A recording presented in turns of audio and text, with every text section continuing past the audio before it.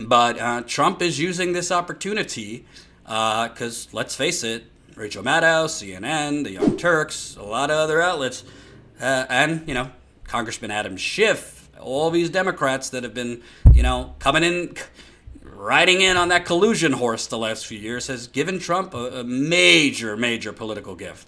Now, if you thought he could do anything without consequence before, now anything accused of him, any of the just terrible things his administration does, and there's plenty, he'll just scream, well, fake news.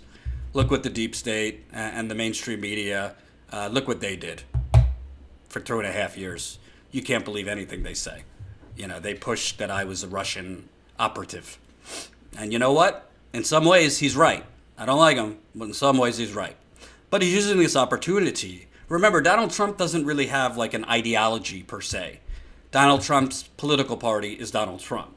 His ideology is getting whatever is best for him. He was never even really that much of an anti-immigrant phobe before he ran for president. That was put in his head because he had people around him saying, this is what will work. That's what Roger Stone was telling him. That's what was that guy's name that went crazy on cable news that told him the wall idea? I forget his name. So Donald Trump basically ran as a populist, ran as a champion of the everyman, but in reality, he's just a servant for donors. He's just an empty vessel for donors, just like the next guy. So he's doing what the donors want, and he's using this political opportunity to attack Obamacare. So, Trump administration to court. Get rid of Obamacare entirely. President Trump's Justice Department supports a federal judge's ruling that President Obama's signature health care law, the Affordable Care Act, is unconstitutional. A court filing shows. The Justice Department filed its determination in the U.S. Court of Appeals for the Fifth Circuit in New Orleans on Monday, right after the synopsis of Mueller's report came out, where an appeal of a judge's opinion on the law is pending. Quote, the Department of Justice has determined that the district court's judgment should be affirmed. 3 DOJ lawyers write in a filing in the Fifth Circuit.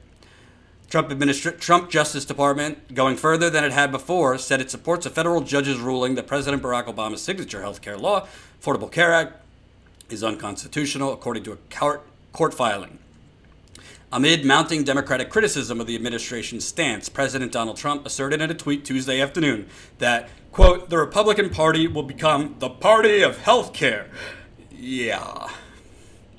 The department filed its determination on Monday in the U.S. Court of Appeals for the Fifth Circuit in New Orleans, where an appeal of U.S. District Judge Reed O'Connor's December opinion on the law is pending. Quote, the Department of Justice has determined that the district court's judgment should be affirmed, 3 DOJ lawyers wrote in a one-page filing.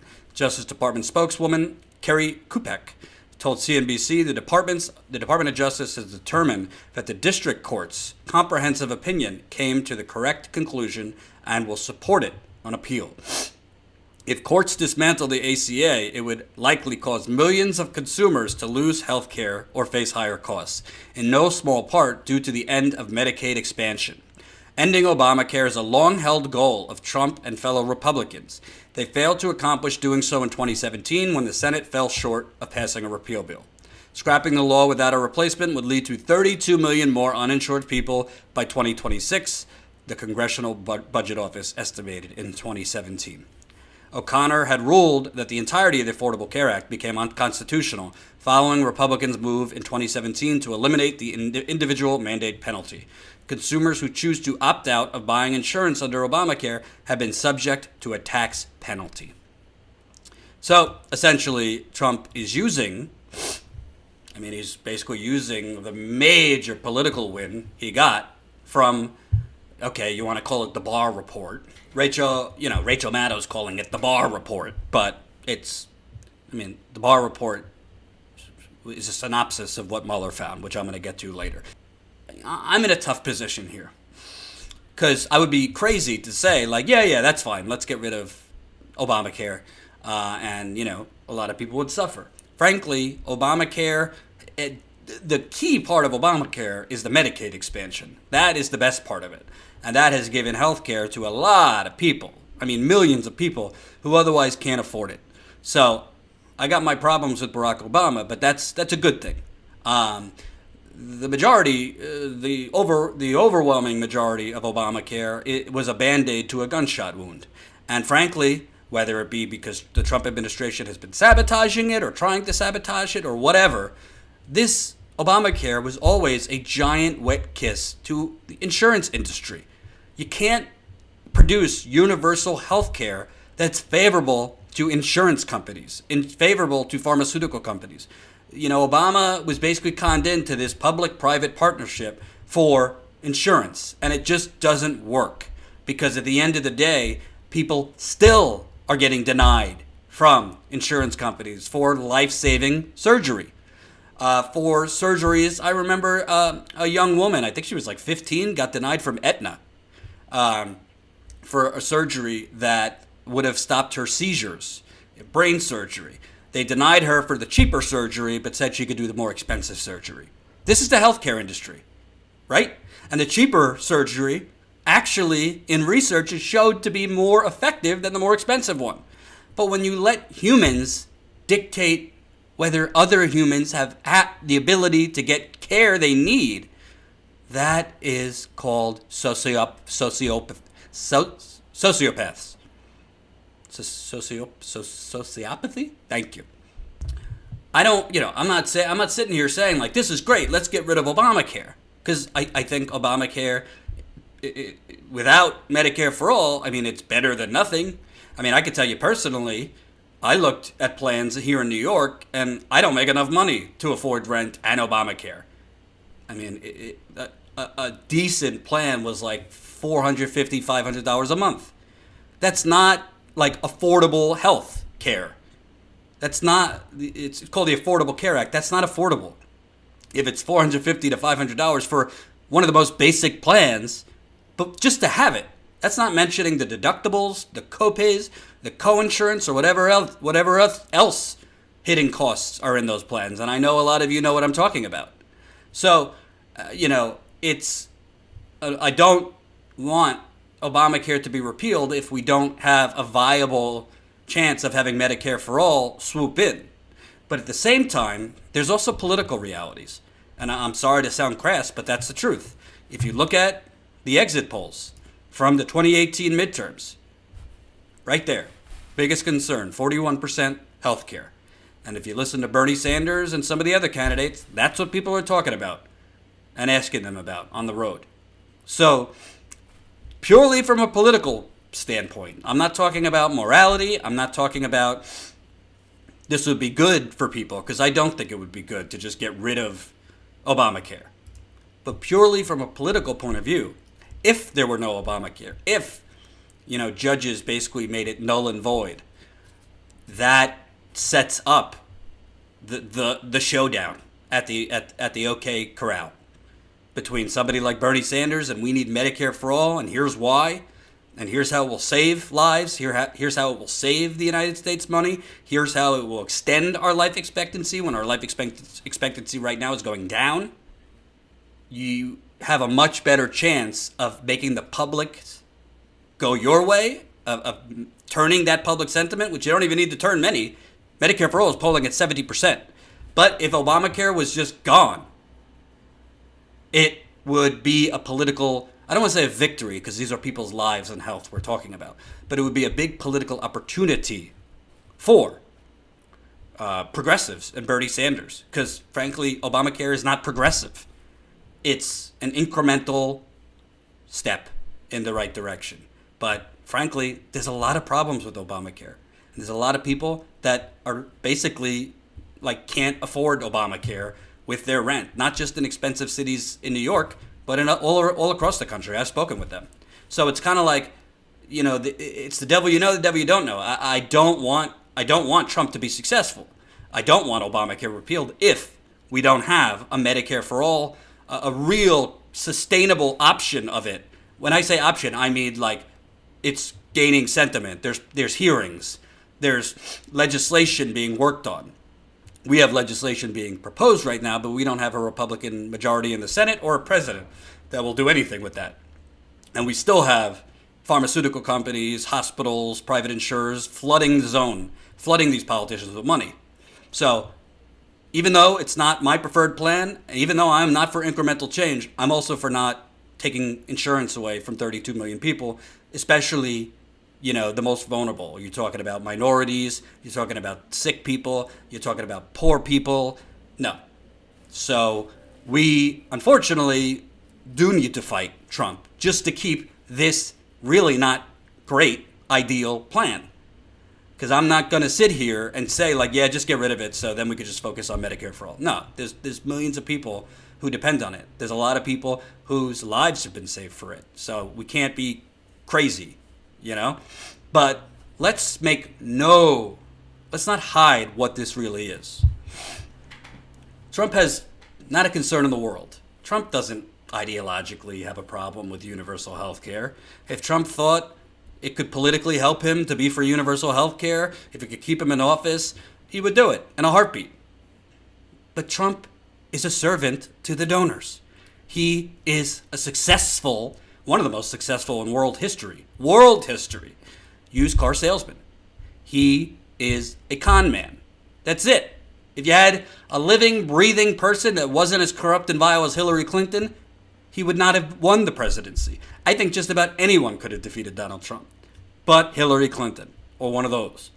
So why is he pushing this now? Why of all things is he pushing this now when he could be doing more of a victory dance as far as being cleared of criminal collusion, an infrastructure plan, more tax cuts for himself and his family and his buddies? Well, it's the donors. This is from a 2017 story in the New York Times. Donors are furious. One person knowledgeable about the private meeting quoted Mr. Gardner, Senator Gardner, as saying, "We haven't kept our promise," talking about the Republican Party's inability to repeal Obamacare. The backlash from big donors as well as the grassroots panicked Senate Republicans. It was part of the motivation behind the sudden zeal to take one last crack at repealing the health care law before the end of the month. That effort faltered Friday with new opposition from Senator John McCain of Arizona, so obviously this happened a while ago because he's dead. The perennial maverick who had scuttled the Senate's first repeal effort.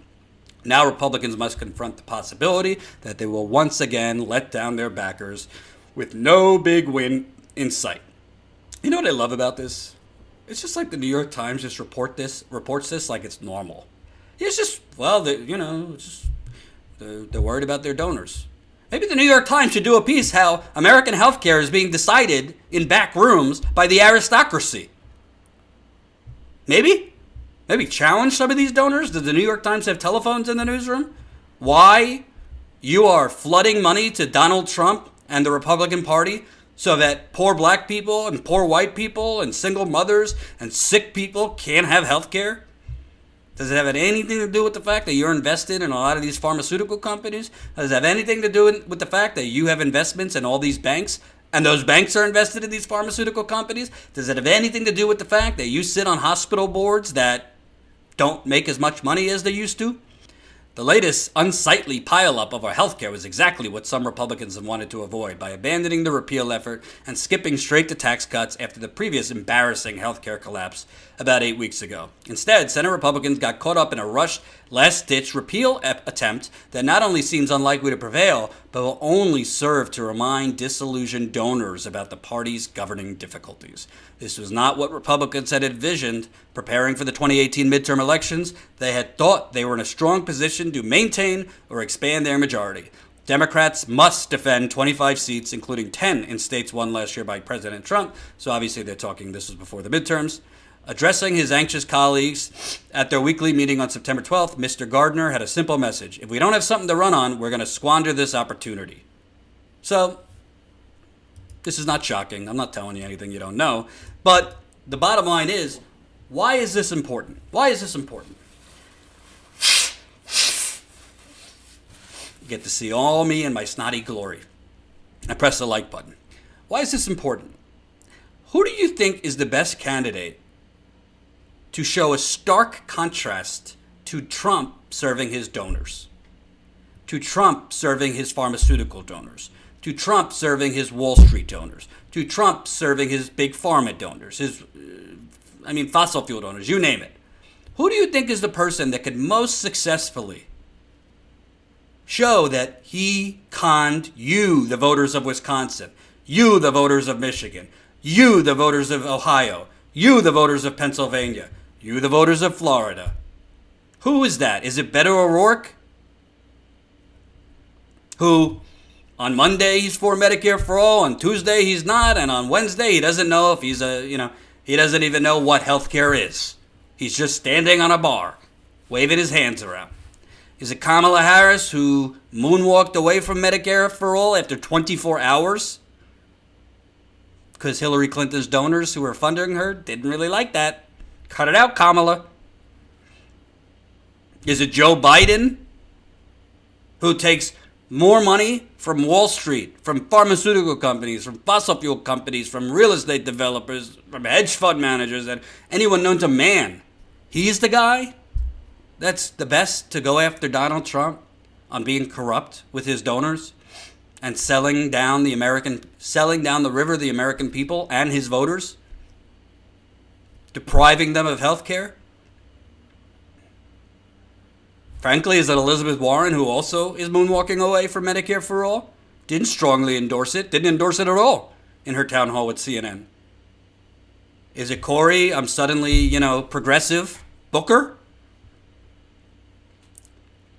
who voted against cheaper drugs from Canada? Is it Amy Minnesota Nice Klobuchar, who's also not for Medicare for all? It's not pragmatic. Who else is running of the 25? I mean, listen, I know Mayor Pete Buttigieg? I don't know. Nice guy. I see he's rising a little in the polls. He'd be a wonderful secretary of something to Bernie Sanders. But no. I'm not going to critique, I'm not going to throw in Tulsi with that because she's for Medicare for all. And I think just the actual contrast of somebody who fought in the war versus somebody who dodged the war would be nice. But if I'm being honest with you, I don't think Tulsi Gabbard has the greatest chance of becoming the Democratic nominee. However, I do personally would like to see her on that debate stage to get a soldier's viewpoint and proposals to stop this madness, to stop this military-industrial complex. But all of these people cannot, it was the same problem with Hillary Clinton. You can't credibly call someone else corrupt if you're corrupt. You can't credibly call someone corrupt. You can't credibly say this person is not looking out for you if you're not looking out for the people. I mean, the internet exists. Social media exists. People read your past votes. People read who you're taking money from. There's only one who could credibly stand up there and say, you are a con man. You said during the campaign you're for universal health care, and now you sold out every single American, including your voters, who some of them are on Obamacare, because you are a servant for the Koch brothers. You are a servant for Robert Mercer. You are a servant for Jeff Bezos and the Walton family. Hey, you're even a servant for Democratic donors who don't want Medicare for all. That's Bernie Sanders. So, yes, we need to, I think, some of you might not like it, but, I'm just telling you the truth. We can't stand idly by and then take a machete to Obamacare, because that would hurt a lot of people. But while at the same time fighting against this, in the same breath, we need to be fighting for Medicare for all. And you know why? There's not been recent polling, but in the last poll, 52% of Republicans favor Medicare for all. How's Trump going to respond to that? Hope you enjoyed that last video. Hop on over to statuscoup.com where you can sign up for our email list and become a member for as low as $5 to $10 a month. Membership is how we grow. That's statuscoup.com/join. And remember, join our email list so we can grow the revolution with you.